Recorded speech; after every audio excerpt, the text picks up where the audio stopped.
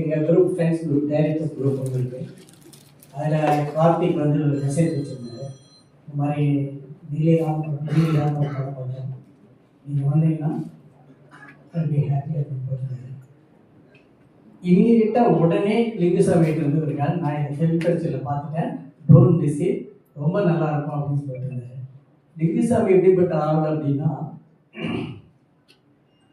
பாகுபலி பார்த்தாருன்னா உடனே போய் பாருங்க அப்படின்னு சொல்றாரு, கொட்டுக்காளி பார்த்தாருன்னா உடனே போய் பாருங்கன்னு சொல்றாரு. ரெண்டு எல்லா விதமான படங்களும் அவருக்கு பிடிக்கும், ஆனால் அவரை என்டர்டெயின் பண்ணுவாங்க. ஸோ நீலியா கண்டிப்பாக என்டர்டெயின்மெண்ட் ஃபிலிம்னு தெரிஞ்சிருக்கு.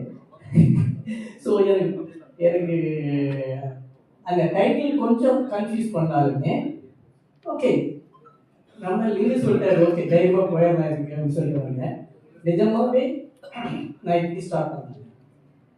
ஒரு ஈழத்து பிரச்சனையை, ஈழ மக்களுடைய வாழ்வை நான் பார்க்க போகிறேன் அப்படிங்கும்போது அதை அப்படியே கண் முன்னாடி கொண்டு வந்த art department, art director, cameraman, editor, sorry, இவங்க ரெண்டு பேருக்கும் முதல்ல தேங்க்ஸ் சொல்கிறேன்.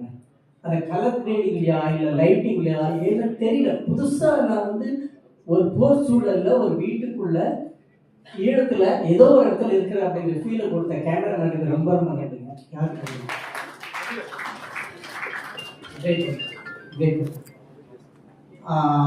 அதே மாதிரி ஆர்ட் டிபார்ட்மெண்ட் ரொம்ப நல்லா இருந்ததுங்க. ப்ராப்பர்ட்டியிலிருந்து அந்த வீட்டோட லுக் எல்லாமே ரொம்ப நல்லா இருந்தது. அப்புறம் அடுத்து இந்த செகண்ட் ரோவில் உட்காந்துருக்காங்க எல்லா ஆர்டிஸ்ட்டுமே, இவங்க எல்லாமே கிரேட் ஒர்க்.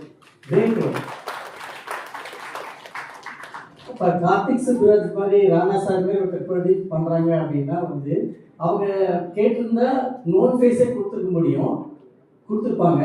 ஆனால் சங்கீதனுக்கு என்ன பிரச்சனை இருக்குன்னா, நம்ம ஒரு எழுத்து படத்தை பண்ணுறோம், அது இங்கே இருக்கிற ஆர்டிஸ்ட் வச்சு பண்ணாங்கன்னா கண்டிப்பாக எழுத்துக்கு வராது, அந்த ரெஸ்ட்ரிக்ஷன் இருக்கு உங்களுக்கு.